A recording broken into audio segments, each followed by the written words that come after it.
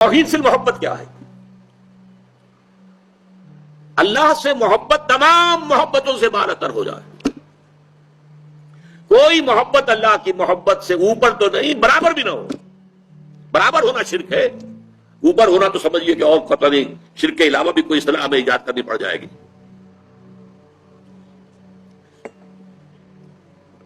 سورہ بقرہ میں فرمایا وَمِنَ النَّاسِ مَن يَتَّخِذُ مِن دُونِ اللَّهِ أَندَادًا يُحِبُّونَهُم كَحُبِّ اللَّهِ وَالَّذِينَ آمَنُوا أَشَدُّ حُبًّا لِلَّهِ.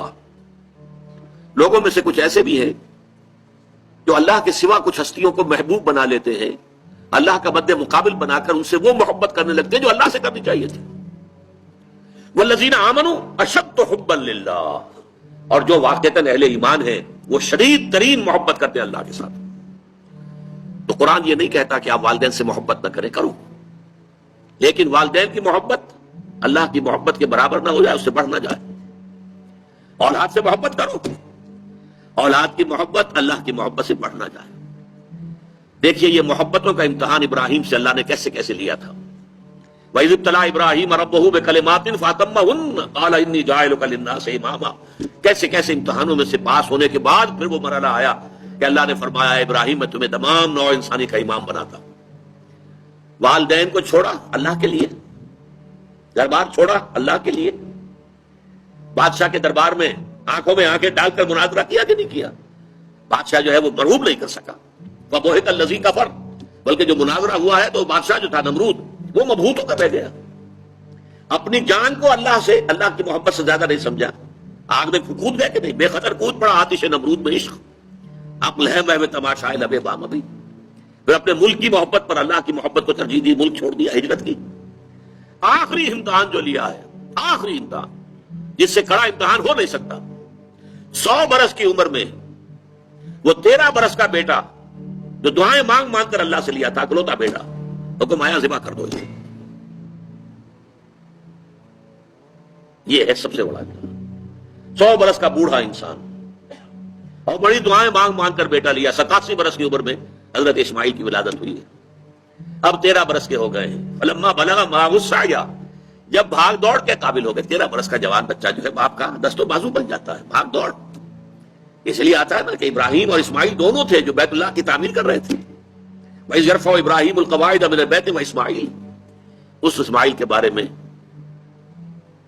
انی ارا فی المنام انی اذبحک فانظر ماذا تری.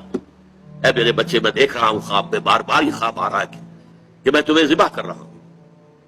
اور اس کے لیے چھری پھیر دی. یہ تو اللہ تعالیٰ نے جو ہے قد صدقت الرؤیا انا کذالک نجزی المحسنین، اللہ تعالیٰ نے کہا بس بس امتحان ہمیں لینا تھا، وہ امتحان پورا ہو گیا. یہ ہے محبت، توحید سے محبت. اللہ کی محبت تمام محبتوں سے غالب. اور اگر کوئی ایک محبت بھی آ کر آپ کے دل کے سنگھاسن پر اللہ کی محبت کے ساتھ براجمان ہو گئی، بات ساتھ کہہ رہا ہوں، اوپر نہیں، ساتھ بیٹھ گئی آپ کے دل کے تخت پر، تو یہی شرک فی المحبت ہے.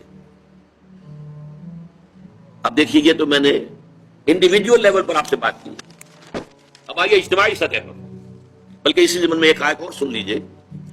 اللہ کی محبت کے ساتھ جڑی ہوئی محبت ہے اللہ کے رسول کی محبت، اور پھر تیسری محبت ہے اللہ کی راہ میں جہاد کی محبت. اب توحید فی محبت کے لیے سورہ توبہ کی آیت نمبر 24 جو ہے وہ لرزا دینے والی بھی ہے اور بہت جامع بھی ہے. قل ان کان آباؤکم وابناؤکم واخوانکم وازواجکم وعشیرتکم واموال اقترفتموها وتجارۃ تخشون کسادها ومساکن ترضونها احب الیکم من اللہ ورسولہ وجہاد فی سبیلہ فتربصوا حتی یاتی اللہ بامرہ واللہ لا یہدی القوم الفاسقین. اے نبی سے کہہ دیجئے لوگوں دیکھو، اگر تمہیں اپنے باپ، اپنے بیٹے، اپنے بھائی، اپنی زوج، مرد کے لیے بیوی، بیوی کے لیے شوہر زوج ہے، اور اپنے رشتہ دار اور وہ مال جو تم نے بڑی محنت سے کما کر جمع کیے ہیں، اور وہ کاروبار جن کی کساد بازاری کا تمہیں ڈر رہتا ہے، اور وہ محل، وہ حویلیاں، وہ مکانات جو تم نے بنائے ہیں تمہیں بہت محبوب ہیں، اگر ان 8 چیزوں کی محبت زیادہ ہو گئی تمہارے دل میں اللہ کی محبت سے، اس کے رسول کی محبت سے اور اس کی راہ میں جہاد کی محبت سے، تو جاؤ دفع ہو جاؤ، انتظار کرو یہاں تک کہ اللہ اپنا فیصلہ سنا دے. اور اللہ ایسے ناہنجاروں کو ہدایت نہیں دیتا. 8 محبتیں ایک پرڑے میں ڈال لیجئے، باپ کی محبت، بیٹے کی محبت، بھائی کی محبت، بیوی کی محبت، رشتہ داروں کی محبت۔ 5 مال کی 3 شکلیں، جائیداد، کاروبار اور کوئی نقد، 3 یہ شکلیں، 3 جمع 5 8، اور 3 محبتیں دوسرے پلڑے میں ڈالی، اللہ کی محبت، رسول کی محبت اور جہاد کی محبت۔ اب اگر یہ پلڑا بھاری ہے 8 والا تو جاؤ دفع ہو جاؤ، تمہارا اللہ سے کیا سروکار۔ اللہ ایسے ناہنجاروں کو ہدایت نہیں دیتا۔ سب سے پہلے یہ طے کر لو کہ ان 3 محبتوں کا پلڑا دیجئے ہونا چاہیے، بھاری ہونا چاہیے ان 8 کے مقابلے میں۔ یہ ہے توحید فی المحبت اور یہ ہے شرک فی المحبت۔ لیکن اب اس کو لائیے ذرا اونچے سطح پر، وہ جو میں نے کہا انسانی معاشرہ، ریاست، اس ریاست کے لیے، معاشرے کے لیے بھی کوئی ایسی شے موجود ہونی چاہیے کہ جو اس میں رہنے والے یا اس میں شامل سب لوگوں کی محبوب شے بن جائے۔ یہ کامن محبت انہیں جوڑے گی، ان کے اندر اتحاد پیدا کرے گی۔ مثلا وطن کی محبت، وطن کی جے جے ہند، وطن کی عظمت کے گنگاؤ، قوم کی محبت، وطن پرستی، قوم پرستی، کوئی نظریہ پرستی، یہ بہت سی پرستشیں ہیں جن سے کہ لوگ پھر جڑے رہتے ہیں۔ نسل پرستی، لسان پرستی، زبان پرستی، یا آج کل جو آپ کو کہتے ہیں کہ یہ لسانی عصبیتیں اور یہ نسلی عصبیتیں، یہ بلوچ نیشنلزم، یہ پختون نیشنلزم، یہ سرائکی نیشنلزم، یہ ایک اردو والا نیشنلزم، 5ویں قومیت نکلی تھی ہمارے ہاں، یہ سب کچھ کیا ہے؟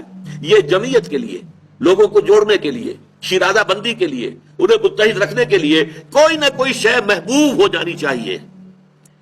اس اعتبار سے اس دور کا سب سے بڑا شرک وطن پرستی ہے۔ لیکن پھر دیکھیے، میں بات آپ سے عرض کر رہا ہوں، علماء کرام اس کو نہیں پہچان پائے، اس کو پہچانا ہے تو علامہ اقبال نے پہچانا ہے۔ اس دور میں اور ہے، جام اور ہے، جم اور، ساقی نے بنا کی روش لطف و ستم اور، تہذیب کے آزر نے ترشوائے صنم اور، مسلم نے بھی تعمیر کیا اپنا حرم اور، ان تازہ خداؤں میں بڑا سب سے وطن ہے، جو پیرہن اس کا ہے وہ مذہب کا کفن ہے۔ نظارہ دیرینہ زمانے کو دکھا دے، اے مصطفی خاک میں اس بت کو ملا دے۔ یہ وطن پرستی شرک، اس دور کا سب سے بڑا شرک۔ نیشنلزم جو ہے وہ لوگوں کو جمع کرنے والی شے ہے۔ ہماری قوم، ریشیل نیشنلزم بھی ہوتا ہے، نسلی قومیت، اور آج کل نیشنلزم جو ہے وہ علاقائی ہوتا ہے، ٹیریٹوریل نیشنلزم۔ ایک ملک میں رہنے والے جو ہے اس کو سب ایک قوم ہے اور اپنے ملک سے محبت سب سے اوپر کر دے۔ یہ ہے در حقیقت علامہ اقبال نے جس کو کہا کہ وطن ایک تو ہے وطن سے محبت ہونا، وہ ٹھیک ہے، حب الوطن من الایمان حدیث ہے، گفتار نبوت میں وطن اور ہی کچھ ہے، اور گفتار سیاست میں وطن اور ہی کچھ ہے۔ وطن جب آتا ہے پولیٹیکل کانسیپٹ کی حیثیت سے تو معبود بنتا ہے۔ اس معبود کی ایک نماز ہے، آپ کھڑے ہو جاتے ہیں، ترانہ پڑھا جا رہا ہے اور آپ کھڑے ہیں، جھکے ہوئے، سر جھکا کر کھڑے ہیں۔ یہ قنوت جو ہے یہ کس کے لیے ہو رہا ہے؟ وطن کے دیوتا کے لیے ہو رہا ہے۔ وطن کے دیوتا کا ایک اور ہے سلامی، جھنڈے کو سلامی دی جا رہی ہے، جھنڈا وہ علامت ہے آپ کے وطن کی۔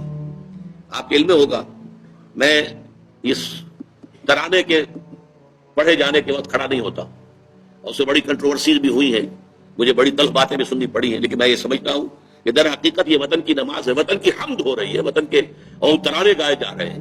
در حقیقت یہ اجتماعی سطح پر پولیٹیکل سائنس کے اعتبار سے آج وطن جو ہے وہ جو ہے ایک معبود کی شکل اختیار کر گیا۔